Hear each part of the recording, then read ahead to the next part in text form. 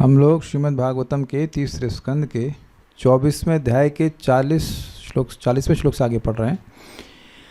39 श्लोक में भगवान ने बोला था, मामात्मानं स्वयं ज्योतिः सर्वभूत गुहाशयम् आत्मन्येवात्मना वीक्ष्य विशोको वयम ऋच्छसि। माम मुझको, आत्मानम मुझ परमात्मा को, जो कि कैसे हैं, स्वयं ज्योति स्वयं प्रकाश हैं, सर्वभूत गुहाश्यम सभी जीवों के हृदय में रहने वाले हैं, आत्मनि उनको आत्मा में ही यानी अपने हृदय में ही, आत्मना अपनी शुद्ध बुद्धि के द्वारा वीक्ष्य अर्थात देखकर, विशोक तुम शोक रहित हो जाओगे और अभयम ऋच्छसि अभय को प्राप्त हो जाओगे।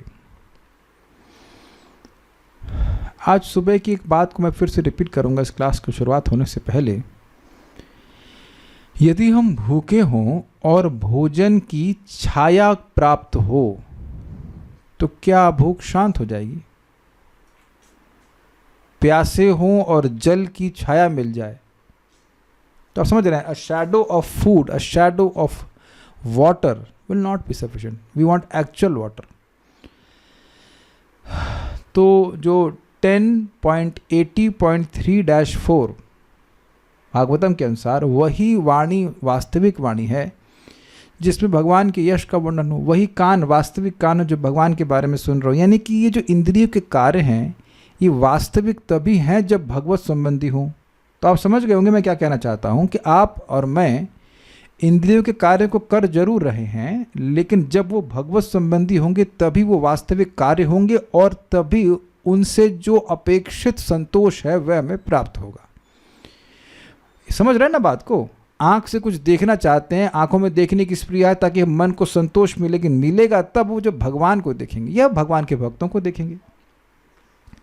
तो जीवन में संतोष चाहिए तो व्यक्ति को ये सूत्र पकड़ना पड़ेगा कि इंद्रियों की वृत्ति भगवान की तरफ जानी चाहिए।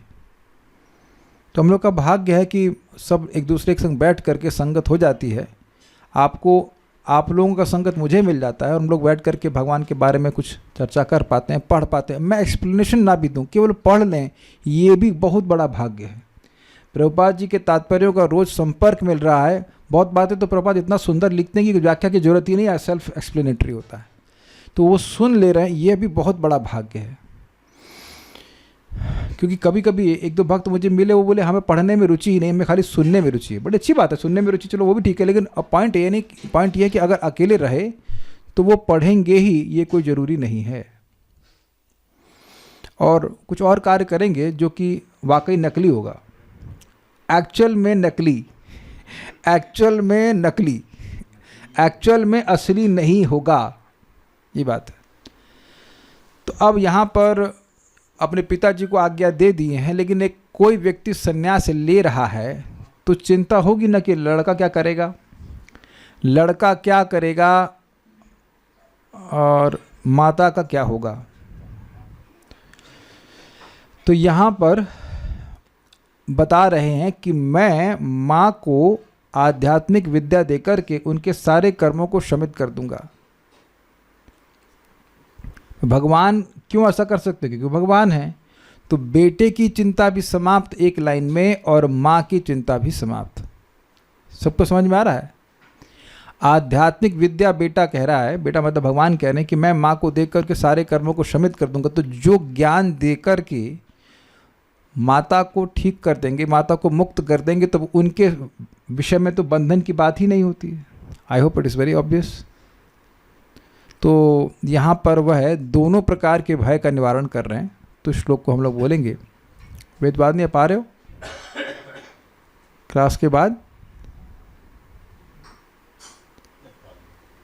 मात्र आध्यात्मिकीं विद्यां शमनीं सर्वकर्मणाम्, मात्र आध्यात्मिकीं विद्यां शमनीं सर्वकर्मणाम्, वितरिष्येया चासौ भयं चातितरिष्यति, वितरिष्येया चासौ भयं चातितरिष्यति। मात्र आध्यात्मिकीं विद्यां शमनीं सर्वकर्मणाम्, मात्र आध्यात्मिकीं विद्यां शमनीं सर्वकर्मणाम्, वितरिष्येया चासौ भयं चातितरिष्यति, वितरिष्येया चासौ भयं चातितरिष्यति।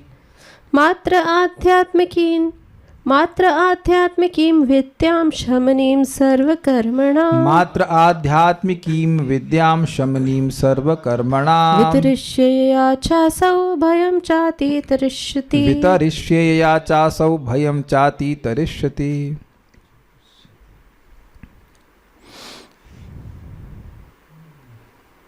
मैं इस परम ज्ञान को, जो आत्म जीवन का द्वार खोलने वाला है, अपनी माता को भी बतलाऊंगा, जिससे वह भी समस्त सकाम कर्मों के बंधनों को तोड़कर सिद्धि तथा आत्मदर्शन प्राप्त कर सके। भाई यहाँ भी का क्या मतलब है? भी का मतलब ऑल्सो, तो इससे पहले किसको बताए?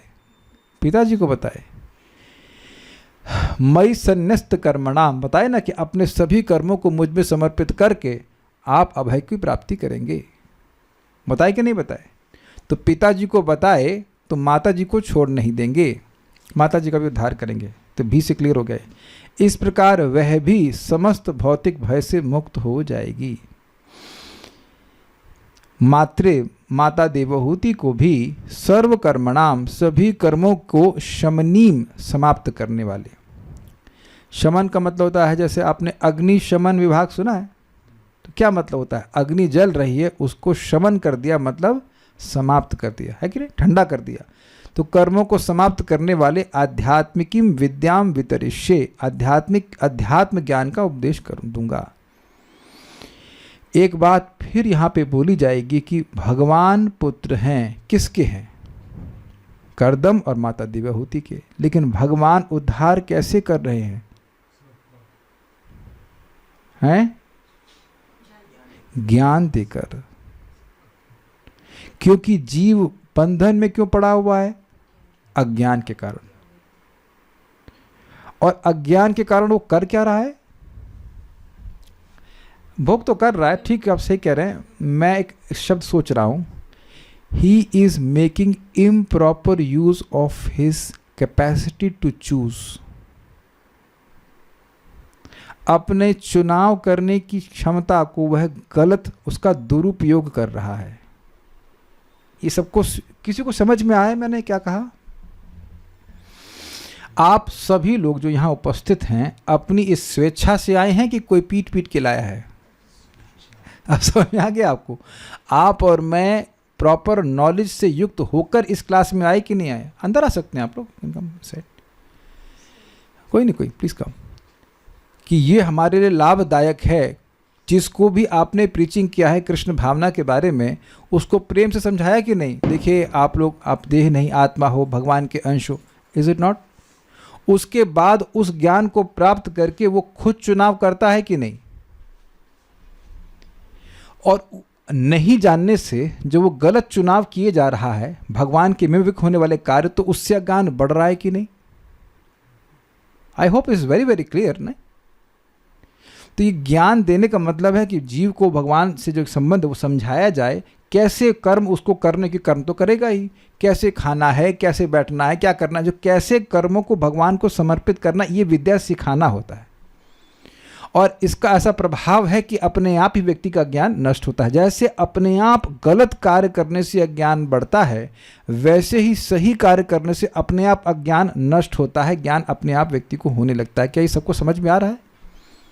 जैसे शास्त्र क्या कह रहा है, व्हाट इज दैट, अतः श्री कृष्ण नामादि न भवेद ग्राह्यम इंद्रिय सेवोन्मुखे ही जीवादौ स्वयमेव स्फुरतः। भगवान की बात को आप अपनी भौतिक इंद्रियों से नहीं समझ सकते हो, लेकिन जीव से जब भगवान का नामोच्चारण होता है और भगवान का प्रसाद ग्रहण होता है तो व्यक्ति को भगवान समझ में आने लगते हैं। ज्ञान में हो ना, कुछ समझ में आ रहा है ना? ज्ञान में क्लियर हो रहा है कि क्या करना है, व्हाट यू शुड डू, ये क्लियर हो रहा है कि नहीं? ज्ञान में ऐसा नहीं बस शुष्क ज्ञान दे दिया और आप कुछ करेंगे नहीं, कुछ ट्रांसफॉर्मेशन नहीं आएगा। आप समझ रहे हैं कि जब आप और मुझको कोई ज्ञान मिलता है तो उसमें कुछ करने वाली बात भी होती है, बहुत बार होती है, और उसको करने से व्यक्ति का अज्ञान अपने आप नष्ट होने लगता है। ही बिगिंस टू गेट रियलाइजेशंस। तो बड़ा सुंदर बात है यहाँ पे आप देख रहे हैं कि गुरु, भगवान गुरु की तरह कार्य करेंगे अपनी माँ का, तो वहां भी बोल रहे हैं कि मैं आध्यात्मिक विद्या का उपदेश करूंगा, इसके द्वारा उसका कर्म का बंधन नष्ट हो जाएगा। मतलब ये नहीं कि बस खाली सुन लिया और कुछ करना नहीं है। सुनने से भी लाभ है, सुनने से भी अज्ञान नष्ट हो रहा है एक, और उसके अनुसार कार्य भी तो करना है। आपने सुना कि भगवान को भोग अर्पण करना है, प्रसाद ग्रहण करना है, तो कुछ करना नहीं पड़ेगा, कुछ करना भी तो पड़ेगा ना, कुछ नहीं करना पड़ेगा। जैसे मैंने आज सुना कि जो बातें भगवान के संबंध में होती हैं बस वही वास्तविक बातें हैं, तो एटलीस्ट मैं कॉन्शियस तो था कि मैं क्या बात कर रहा हूँ, कुछ करना नहीं हुआ। ये अधिक अधिक भगवान के बारे में सुने, भगवान के बारे में बात करें, ये कुछ है। I hope you are getting the point.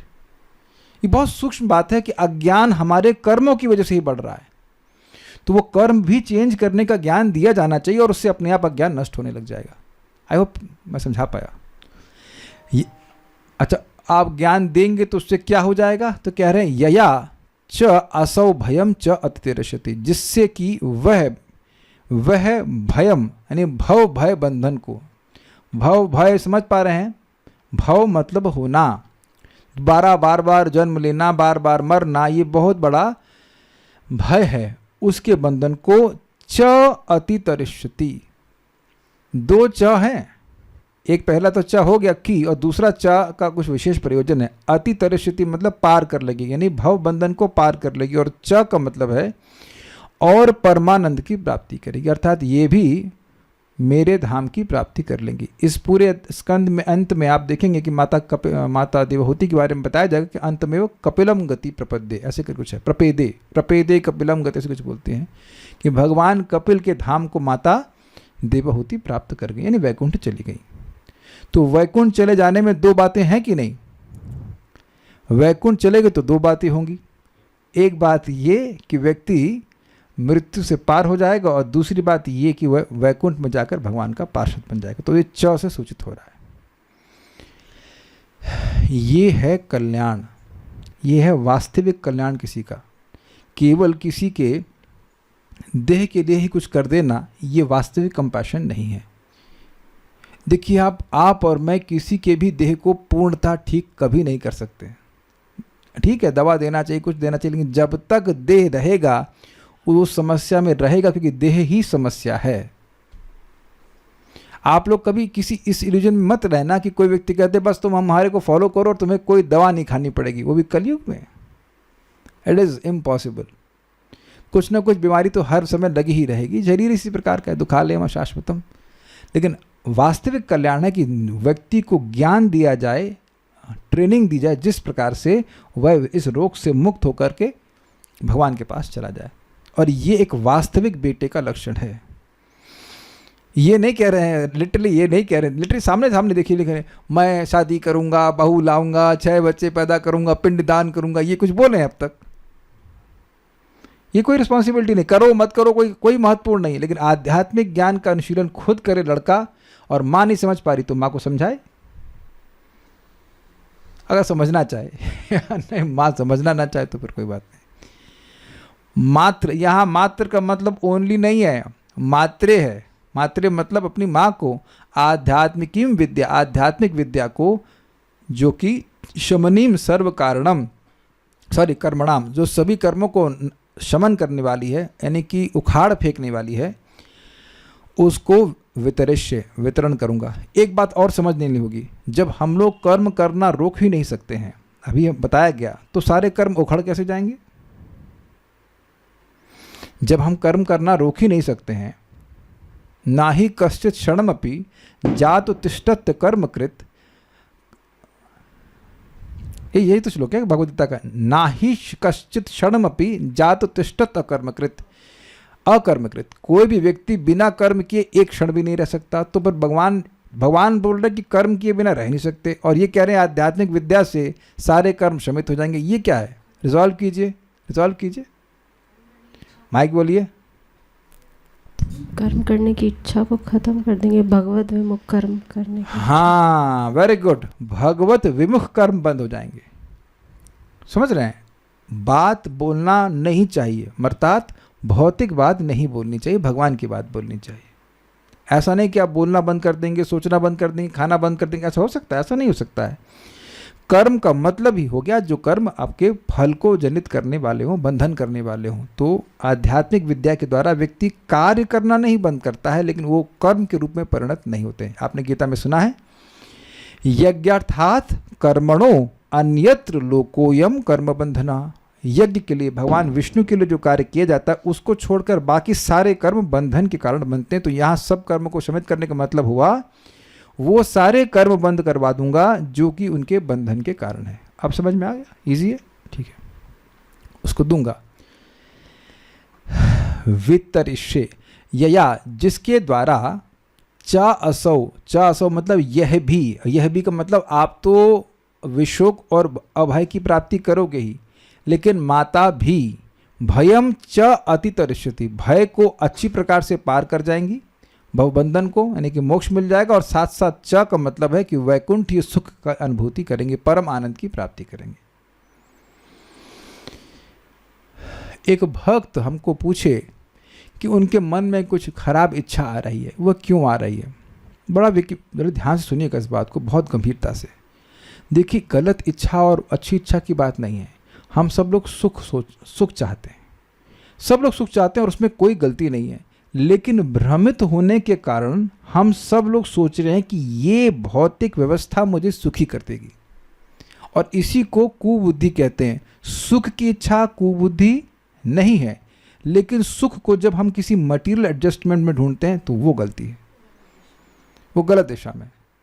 और इसमें श्रीमद् भागवतम और भगवान का नाम ये बहुत प्रबल कार्य करते हैं, ये बहुत प्रबल कार्य करते हैं। बिल्कुल उसको समझ लीजिए। कुबुद्धि, कुमति को सबसे अच्छी दवा है श्रवण। जो मैं बोल रहा हूं वो आप अपने जीवन में अनुभव करेंगे तो तुरंत स्वीकार कर लेंगे। जैसे मुझे वेदवादिनी बता रही थी, इनके घर में दूध और पराठे खाए जाते थे। अभी इन्हीं क्या नहीं, बहुत लोग खाए जाते, पता नहीं कितने लोग खाए जाते थे दूध और पराठे, आपके यहाँ भी खाए जाते थे। अब नमक के संग दूध कभी नहीं लेना चाहिए, तो जब कभी सुना ही नहीं तो बड़ा अच्छा लग रहा, खा रहे। हाँ, यहाँ भी बता रहे कुछ लोग क्या खाया जाता है। तो अब खिचड़ी के संग खीर नहीं खानी चाहिए, तो अब दोनों चीज़ दे दी तो आदमी खाएगा, कौन नहीं खाएगा ये बताइए? खाएगा। लेकिन जब सुना कि भाई ये ठीक नहीं है तो उसको समझ में आ जाएगा, नहीं भाई ये चीज़ ठीक नहीं है, तो नहीं करेगा। आप समझ रहे हैं बात? ये देख रहे हैं कि सुनने का प्रभाव कितना तीव्र हुआ। एटलीस्ट उसको ज्ञान तो हो जाएगा, करेगा ना करेगा उसके ऊपर इच्छा है, लेकिन एटलीस्ट अवेयरनेस तो हो गई ना। ऐसे ही जब हम भगवान का नाम सुनते हैं, भगवान की कथा सुनते हैं, तो व्यक्ति को बहुत जल्दी विवेक आता है, बहुत तीव्रता से विवेक आता है। जो लोग नहीं सुनते हैं उनको कब आएगा पता नहीं, वो इस जन्म में भी आएगा कि नहीं कोई कह नहीं सकते। आप समझ गए? जैसे कि पराठे और दूध ये जीवन भर व्यक्ति खाता रह सकता है अगर उसको बताया ना जाए। अब मैं श्लोक तो नहीं कोट कर पा रहा हूँ, लेकिन परम पूज्य राधा गोविंद महाराज एक प्रवचन में कहते हैं, सुनने से तेजति दुर्मति, ऐसे मतलब व्यक्ति दुर्मति का नाश करता है। तो हम अब समझा रहे थे कि ये बात की ये जो परमानंद की प्राप्ति है, इसी से तो प्रश्न उठा हुआ है। पूरी भागवत इसी प्रश्न पे उठी हुई है, इसी एक मूल प्रश्न पे कि जीव को परम आनंद मिलेगा कैसे। तो भगवान ये कह रहे हैं कि आध्यात्मिक विद्या देकर, भक्ति का ज्ञान दे करके उनको मैं परमानंद की प्राप्ति कराऊंगा। ठीक है। श्रीधरी, माता देवहूति को मैं आत्मज्ञान प्रदान करूंगा। वह कर्मों का विनाश करने वाला है, उससे ये संसार को पूर्ण रूप से पार कर जाएंगी और परमानंद को प्राप्त कर लेंगी। ये चकार का अर्थ, चकार मतलब चा। तो वेदवाद ने कौन सा चा ढूंढिए? चा कितने चा हैं इसमें? 2 है। कौन से वाले चा को बोल रहे हैं? मैं हाईलाइट करता हूं, ये वाला चा कि ये वाला चा? वेरी गुड, आपने सीख लिया। भयम चा अतितरिष्यति, ये दूसरा वाला चा को संबोधित कर रहा है। ओके, सबने पहचान लिया चा को? ठीक है। पहला वाला चा का अर्थ ये है कि आपने तो प्राप्त किया है और माँ भी प्राप्त करेगी, और दूसरे वाले चा का अर्थ है कि भय से तो पार हो ही जाएगी और परमानंद की प्राप्ति भी करेगी। परमानंद अर्थात भगवान के धाम की प्राप्ति, भक्ति की प्राप्ति। सारार्थ दर्शनी, आपका पुत्र मैं स्वयं ईश्वर हूँ, इस कारण आपके पुत्र और पत्नी देवहूति के लिए आपको चिंता करने की आवश्यकता नहीं है। कोई चिंता करने की आवश्यकता नहीं है। वे कह रहे हैं मात्र इत्यादि से। ये समझे बात कि कोई व्यक्ति संन्यास ले रहा है, तो देखिए एक बात है कि स्वाभाविक सी बात है, कर्दम मुनि ऐसा भी नहीं कि एकदम हेट कर रहे हैं, उनको बहुत दुख मिल रहा है घर में इसलिए छोड़ रहे हैं, ऐसा तो है नहीं। तो अगर कहीं ये संभावना हो कि पिता को चिंता हो कि मैं संन्यास लूँगा तो पत्नी का क्या होगा या लड़के का क्या होगा, तो कह रहे हैं आपको चिंता करने की ज़रूरत नहीं, मैं स्वयं भगवान ईश्वर हूँ तो मैं ज्ञान दे करके माता का भी उद्धार करूँगा। आप तो ईश्वर हैं लेकिन माँ का क्या होगा, पत्नी का क्या होगा, तो कहते हैं उसका उद्धार भी मैं कर दूंगा ज्ञान दे करके। ये इंटरेस्टिंग बात है कि कोई जवानी में भक्ति न भी करे, मान लीजिए, और ऐसे बहुत सारे केस होंगे, लेकिन इंग्लिश में कहते हैं ना fag end of our lifes, end के समय में तो खूब जम के भक्ति करनी चाहिए। देखिए एक बात आप समझ लें, रेफरेंस आप लोग देख लीजिएगा 3:9-15, मरते समय भी कोई अगर भगवान का नाम बोल दिया तो भी भगवान के पास चला जाता है, ब्रह्मा जी स्वयं बोल रहे हैं। तो इसलिए कभी ये नहीं सोचना आप कि भक्ति में हमको बहुत देर हो गई है। No one is too late and no one is too early. Is it okay? तो यहाँ एक शिक्षा मिल रही है कि मान लीजिए जीवन भर भक्ति नहीं भी कर पाए, अंत में तो कम से कम भक्ति कर ले, नाम उच्चारण करे, भगवान की बात सुने, तब भी पार हो जाएगा। प्रमाण ये श्लोक है कि नहीं? आप कुछ समझ रहे हैं कि नहीं समझ रहे हैं? देवहूति माता को कर्दम ऋषि ने कोई आध्यात्मिक ज्ञान नहीं दिया है। 9 लड़कियां हो चुकी हैं, सबकी शादी हो गई, सब लोग सेटल हो गई हैं बोलते हैं ना, हाँ, वेल सेटल्ड हो गई हैं, और लड़का है और पति संन्यास ले रहे हैं, घर छोड़कर। काफ़ी समय बीत गया है गृहस्थी का। Can you catch this point? विहार में और भोगों में, मतलब बेसिकली बड़ा मज़ेदार बात है कि भगवान ही ज्ञान देंगे। ये बड़ी इंटरेस्टिंग बात है। कर्दम मुनि ज्ञान दे सकते हैं, लेकिन अभी तक कर्दम मुनि ज्ञान नहीं दिए। वो चले जाएंगे लेकिन ज्ञान नहीं देंगे। ये काफ़ी इंटरेस्टिंग है। यद्यपि देवहूति ने शोक व्यक्त किया था कई साल पहले, ये ध्यान रखिएगा, पिछले चैप्टर में नहीं, कई साल पहले। पिछले चैप्टर के अंत में जरूर रो रही थी, वो शोक कर रही थी, लेकिन वो चैप्टर कई साल पहले आया था। मैं समझा पा रहा हूँ? कुछ समझ रहे हैं? पिछले पुत्रियों के पहले नहीं आया था, पुत्रियों के बाद आया था, लेकिन उनको शोक जरूर हुआ था। पुत्रियों के बाद आया था, हाँ, पुत्रियां हो चुकी थी, तो उनको बड़ा दुख लग रहा था। जाने को तैयार होते तब वो बोल रही थी कि मेरा जीवन तो ऐसे निकल गया। तब भी कर्दम ऋषि ज्ञान नहीं दिए, और वो बोले कि बेटा होगा, मतलब भगवान तुम्हारे बेटा बनेंगे और वह तुमको ज्ञान देंगे। और इस बीच में वो खूब भगवान की ऑब्वियसली भगवान की भक्ति करी, सब कुछ की, लेकिन ज्ञान उनको मिला रियली भगवान के द्वारा ही। माइक पे बोलिए। कर्दम मुनि वेरी बिगनिंग में उद्यत तो थे जब उनकी तपस्या, हाँ, उस टाइम वो यस, उस टाइम वो अपनी भगवत प्रेम उनको देना चाहते थे, in the sense honorary degree देना चाहते थे उनको बिना मेहनत के, लेकिन तब वो लेना नहीं चाह रही थी, तब उनको संतान चाहिए था। तो मैं ये सब बातें क्यों कह रहा हूँ? कहाँ से बात आ गई?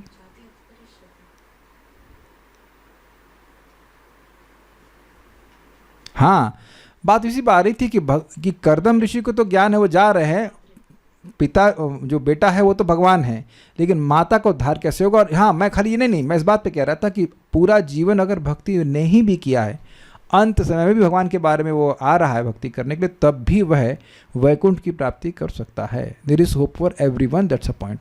लेकिन बड़ी गंभीरता से व्यक्ति को भक्ति करने का प्रयास करना चाहिए।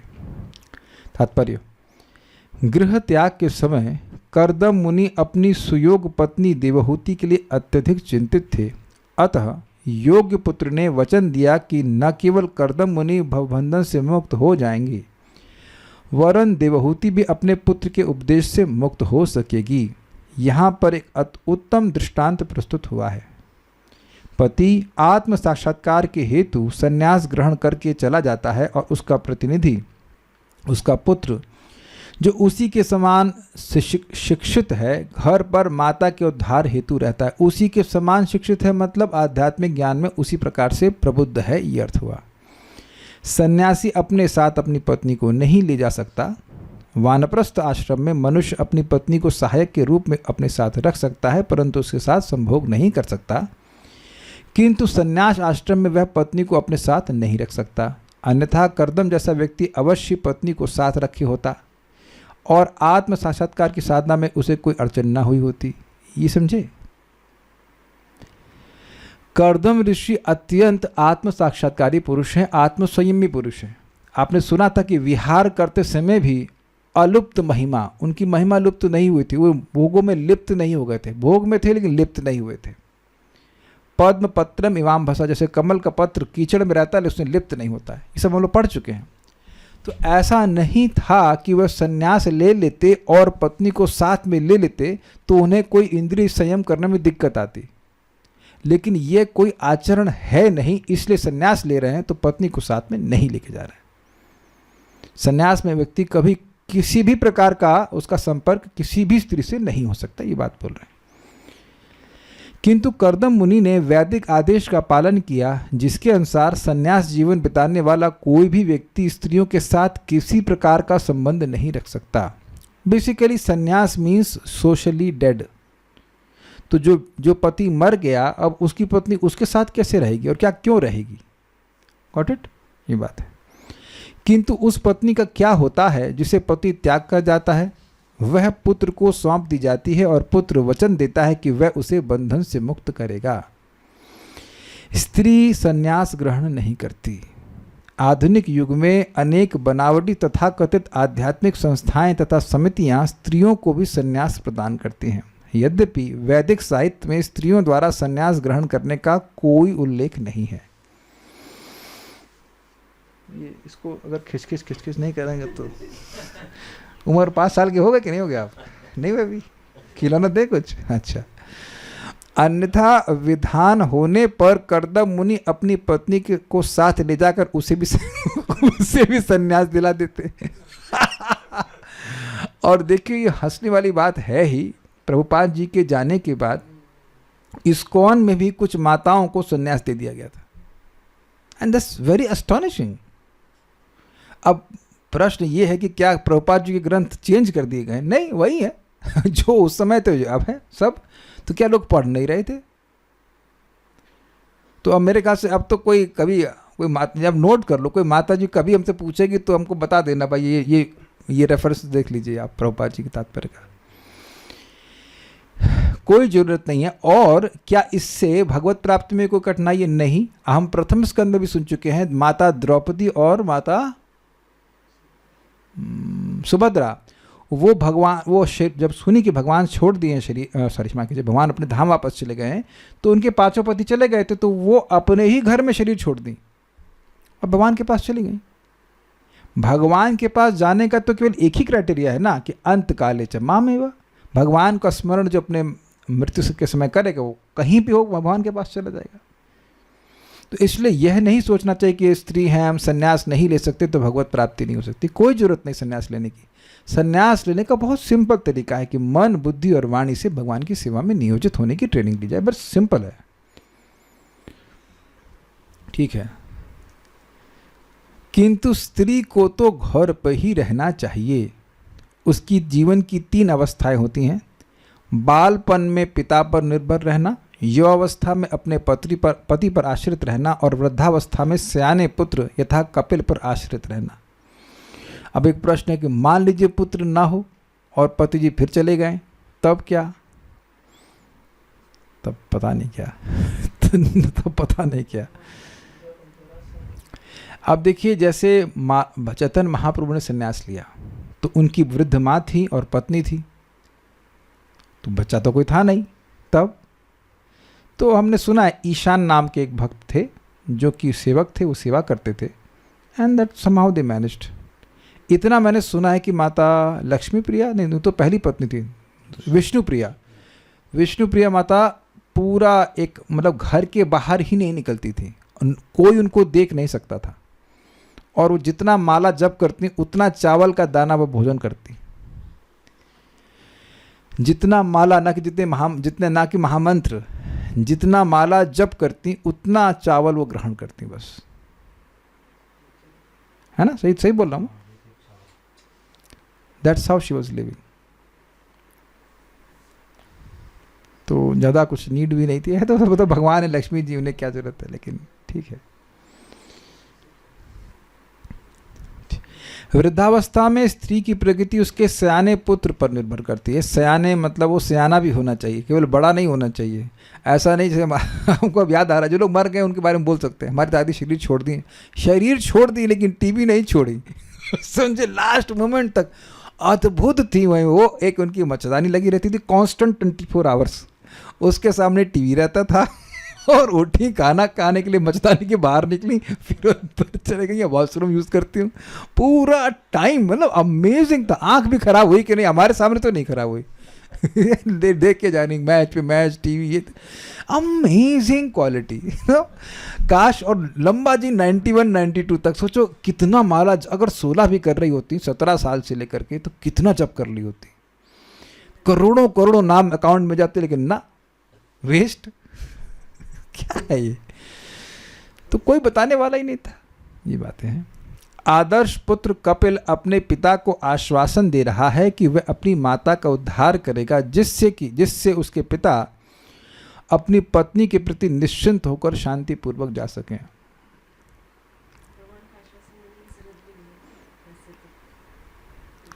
देखिए, किसी का उद्धार करना बड़ा आसान है एक्चुअली। भगवान की भक्ति का प्रोसीजर सिखा दीजिए आप। भगवान क्या सिखा रहे हैं यहाँ पे? भक्ति का प्रोसीजर। मन मना भव मत भक्तो मदियाज इमाम नमस्कार। हमको याद है कि एक बार मेरी माता जी को आइडिया आया कि गंगा पूजा जाएंगी, गंगा सागर, वहीं गंगा पूजा होता है ना उस समय। तो हमने कहा देखो मर गई तो मैं जलाने भी नहीं आऊँगा डर गई वो सब कैंसिल कर दिया प्रोग्राम, वृंदावन में ही रह गई। एक बार जाने का प्लान बना कि नोएडा जाएंगे, हमारी बहन की बेटी के बच्चे के बर्थडे पे। हमने कहा वहाँ मर गई तो मैं लेने नहीं आने वाला, डर गई, नहीं गई। तो अंत तो कहा वृंदावन छोड़ के ही नहीं गई, वृंदावन से सीधे भगवान के पास चली गई। हमारी ये ट्रिक थी, क्योंकि थोड़ा स्त्रियों को डरा देने से काम चल जाता है। उनको डरा दी, जाना मत बाहर, मर जाओगी। देखो मर गए, पिताजी नोएडा में थे, मर गए, नहीं आ पाए यहाँ पे, मर गए। थोड़ा डरा दे, ठीक है नहीं जाऊँगी। She never went anywhere. डर से भी कोई वृंदावन में रह जाए, शरीर छोड़ दे, ये वृंदावन महिमामृत में लिखा है स्पष्ट कि समहाउ अदर। समहाउ का मतलब क्या होता है? किसी भी तरह बस को यहाँ जी ले या शरीर छोड़ दे, भगवान की प्राप्ति हो जाएगी। I mean that's dam easy, is it not? किसी भी तरह। और इसीलिए महाराज से पूछा गया, परम पूज्य वृंदावन चंद्र महाराज से, महाराज कैसे रहना चाहिए? तो बोले जैसे रह सकते हो वैसे रहना चाहिए। That's very very strong statement. जैसे रह सकते हो वैसे रहना चाहिए, किसी तरह रह जाओ। धाम का ऐसा प्रभाव है, अपनी शक्ति से भगवान की प्राप्ति करा। हम लोग मतलब आत्मा में भी सुन चुके हैं, कीड़ा मरता है वैकुंठ की प्राप्ति करता है। Just dam easy. करना मुश्किल कुछ नहीं है, मुश्किल होती है लोगों को श्रद्धा। अरे ऐसा हो सकता है क्या? और एक विचारणीय बात है कि जो दुख आपको आने हैं वो क्या जयपुर में कलकत्ता में नहीं आते? मतलब एग्जाम भक्त जयपुर के दिख गए तो हम जयपुर में बोल रहे हैं, नहीं था किसी भी शहर में जो दुख आने वो तो आएंगे आपके। एनीवेज, भगवान का प्रसाद दे करके, नामोच्चारण करके व्यक्ति को बड़े आसानी से उद्धार कराया जा सकता है। उसमें क्यों संशय कर रहे हैं? आप लोग देख ही रहे हैं ना कैसे भक्ति रसामृत सिंधु में कोई भगवान को रथ पे आसीन देखता है, दर्शन करने जाता है, सब भगवान की प्राप्ति कराने वाला है। लोगों को उपाय पता नहीं है, उपाय करना तो आसान है।